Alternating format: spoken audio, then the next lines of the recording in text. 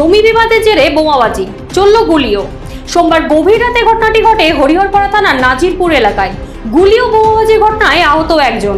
তবে গভীর রাতে ঘটনার পরপরই পুলিশ তদন্তে নেমে গ্রেপ্তার করে 4 জনকে। জানা যায়, হরিহরপাড়ার নাজিরপুর এলাকায় একফালি জমি নিয়ে দীর্ঘদিন ধরে বিবাদ চলছিল। অভিযোগ, একদল দুষ্কৃতী তা নিয়েই বোমাবাজি শুরু করে এবং স্থানীয় দুজনকে লক্ষ্য করে গুলি চালায় বলে অভিযোগ। এক যুবকের পায়ে লাগে বলেও জানা গিয়েছে হাসপাতাল সূত্রে। রাতে স্থানীয়রা তাকে উদ্ধার করে মুর্শিদাবাদ মেডিকেলে নিয়ে গেলে শারীরিক অবস্থার অবনতি হওয়ায় তাকে কলকাতার একটি হাসপাতালে স্থানান্তরিত করা হয়।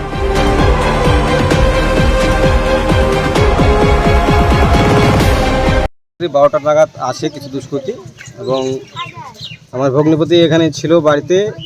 জাস্ট আমার বোনটাকে বলেছে যে লাইটটা অফ করো, ঘুমাবো, এই বলে দাঁড়িয়েছে। সঙ্গে সঙ্গে কিছু বম চার্জ করে, বম চার্জ করাতে আবার ঘুরে এরকম দেখেছে ওর বাড়ির সামনেই যখন বম চার্জ করে তখন ঘুরেও তাকিয়েছে, সঙ্গে সঙ্গে ওকে স্পটে ফায়ার করে এবং কয়েকজন এসেছিল, সবারই হাতে আগ্নেয়াস্ত্র ছিল। আসার পরে ওরা ফায়ারটা করে এবং সঙ্গে সঙ্গে আমার ভাইটা খাম হয়ে যায়।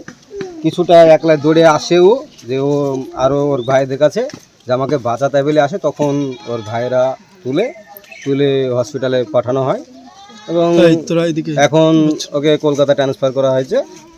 আর আশঙ্কাজনকভাবে তার বাচ্চা ছেলেপিলে 3টে আছে, তারা আশঙ্কাজনকভাবে আছে।